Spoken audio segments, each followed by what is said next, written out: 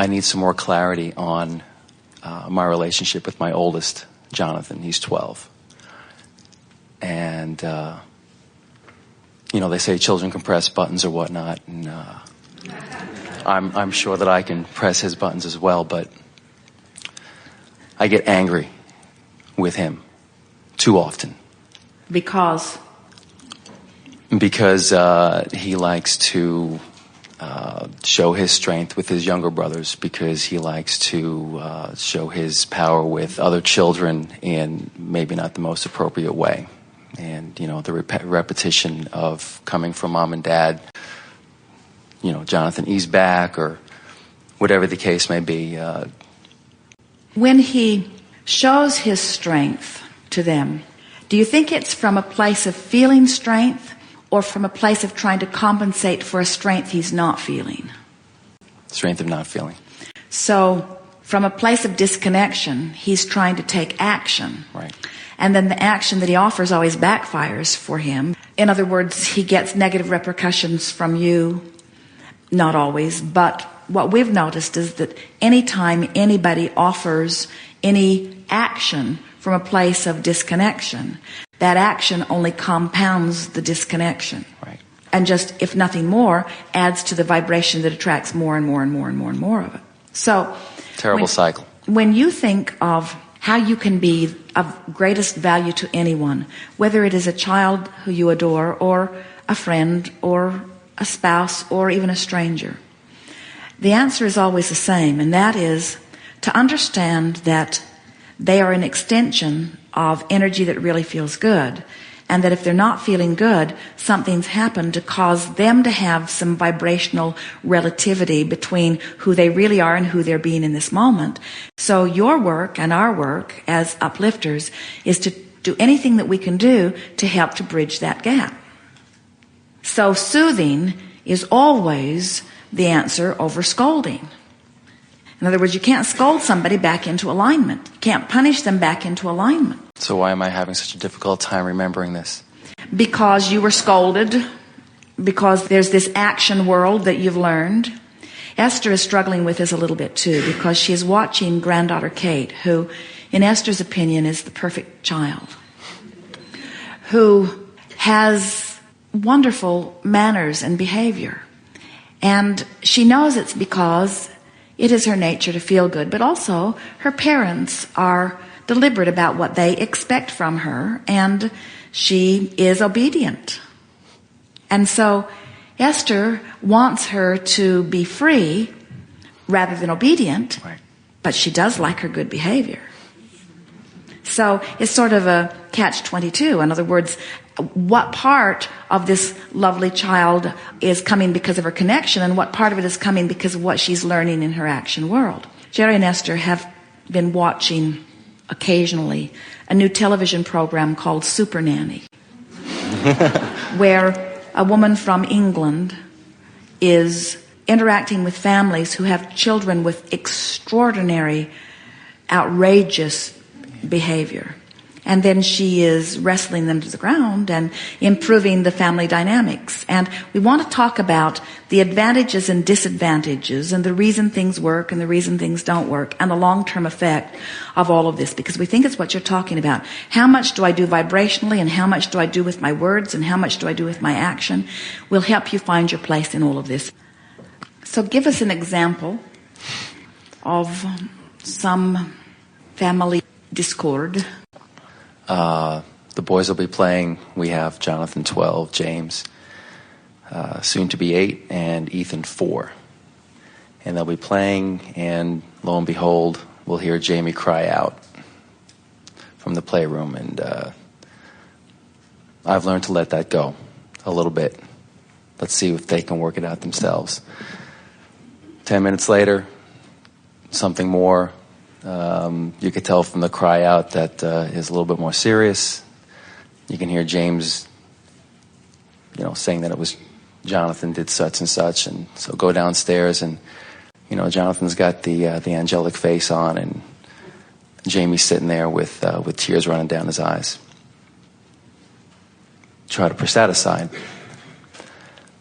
but there'll be and we'll tell Jonathan, look, just, please show your brothers the grace and courtesy that they deserve, the respect. And what does he say? Yes, he agrees. But it happens on a somewhat regular basis. We would like to hear about something you witnessed. Because when you are coming in after the fact, you don't really know what vibrations led up to it. In other words, even if your oldest really was stepping out of line, often, in fact always, everything that happens between any two or three or however many is a co-creation. Right. And nobody ever gets something that they're not a vibrational match to. Now, we know in this physical world it is so easy to see the big one beating up on the little one. Mm-hmm. But there's some reason that the big one wants to beat up on the little one. And it's not always something overt that you can see. In other words, sometimes it's vibrational. It's an interesting thing with children, especially children who are siblings, especially children who are living wonderful lives like your children are. There is a degree of competition that they feel for the attention and the adoration of parents. And without even meaning to, very often, they are vying for that positive attention. So it's a very common thing, and we can feel some of this here, that there's some co-creating going on, but the tendency for parents is to always assume that the oldest one should be the one who knows better.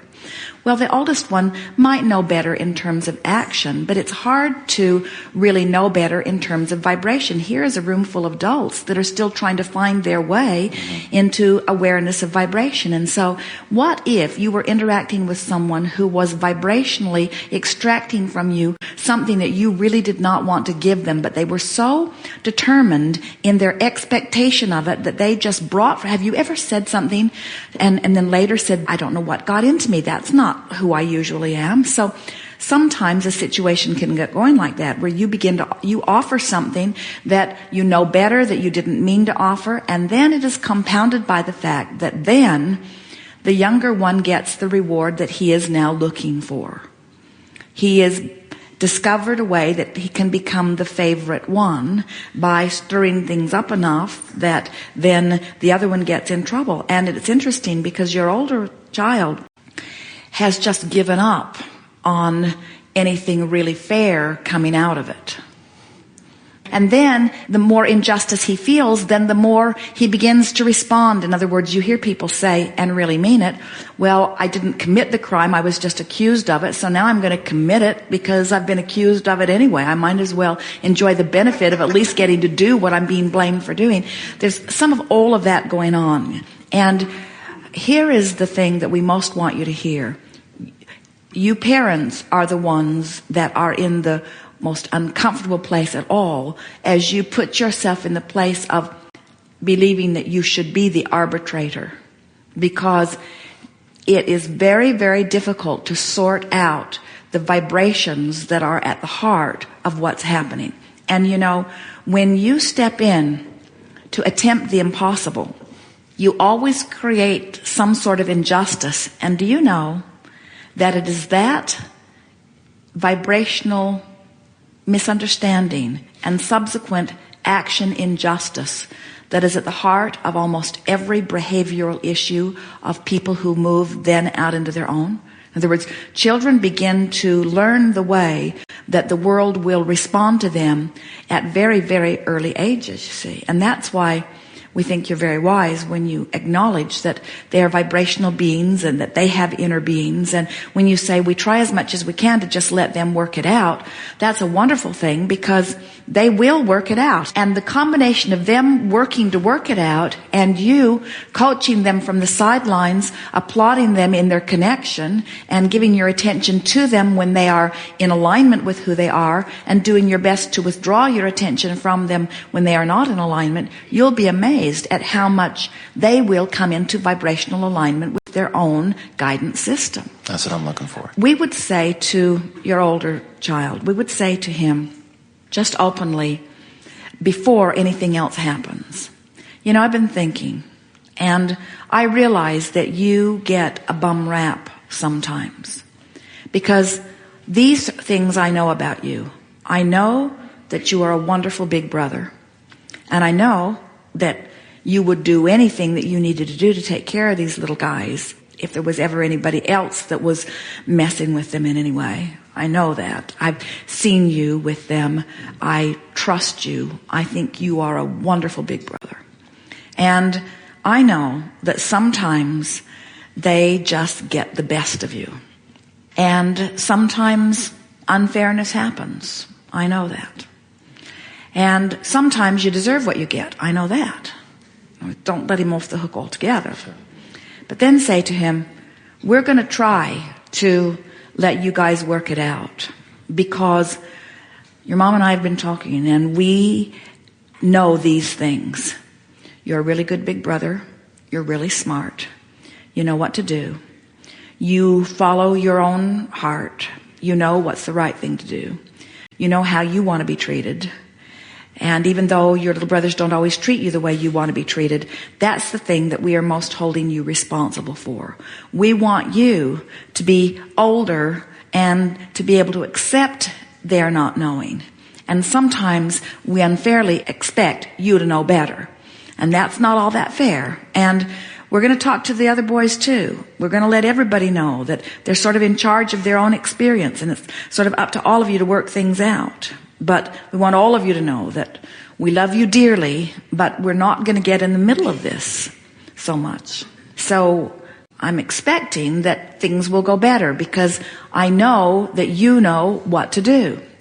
Now, what do you think he would say if he heard something like that from you? We know you've offered some of this before. What would he say? I'll try to do my best. I'll do better. And then you say, you always do the best that you can do in the moment. And that's what I'm trying to say to you, say to him. That's what I'm trying to say to you. I'm trying to say that I know that you're trying to do your best. And we're going to help you. We're going to make it easier for you to do your best by trusting you to do your best, and by not assuming right away that you're the one that's wrong. In other words, we're going to do our best to level this playing field a little bit here. Because when you have children, even though they are close in age, the difference between a 4-year-old and an 8-year-old and a 12-year-old, they have very different interests and very different perspectives of themselves in the world. And what happens to the older one is that he feels held back by the younger ones and wants to sort of reach out, and the younger ones feel jealous that they can't go to the place that the older ones are going. And so you have to find a way of helping everybody to understand that they are where they are, and where they are is just fine, and you're appreciating where they are, and not try to treat them as a clump of children, but treat them as 3 very different perspectives of 3 very different children, you see. Very often, a mother and a father will have 2 different opinions about something.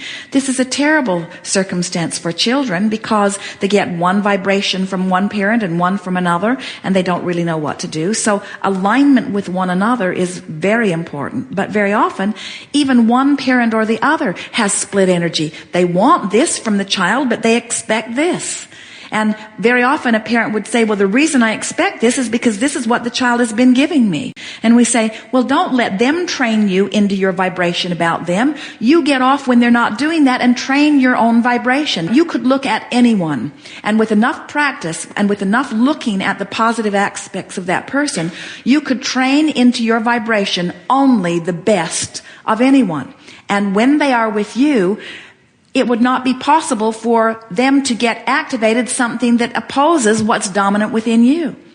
But if you've got good stuff about your kids active in you and stuff you don't want activated within you, then it's sort of a crapshoot. In other words, you can get a little bit of anything. And depending on how they feel, then it seems like their vibration rules the day. And most people do let their vibration follow what they are observing. And the key to really good parenting is to train yourself into wonderful expectation about your children, regardless of how they're behaving.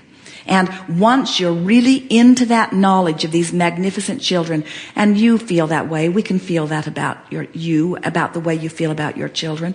Once you really feel that way, and then you begin offering words to them, such as, I know who you are. I watch. Can you imagine how your 12-year-old would feel if the little one is squabbling and you walk into the middle of the situation and you just ask your older one to come with you, and as you're walking up the stairs together, you say to him, you get a bum rap. I thought I'd help you escape from this.